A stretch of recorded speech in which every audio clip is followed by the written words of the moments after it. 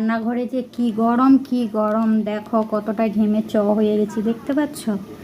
যারা তিন টাইম রান্না করে তারাই বোঝে রান্না করার কত গরম, তাই না?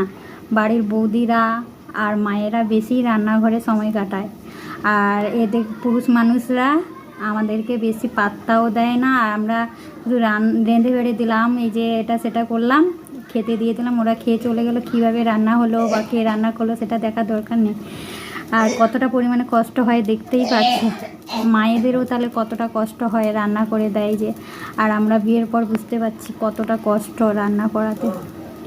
3 টাইম, একবার আলু ভাজা করলাম জলখাবারের জন্য, আবার এখন রান্না বসালাম দুপুরে খাবারের জন্য, আবার রাত্রিবেলা আছে।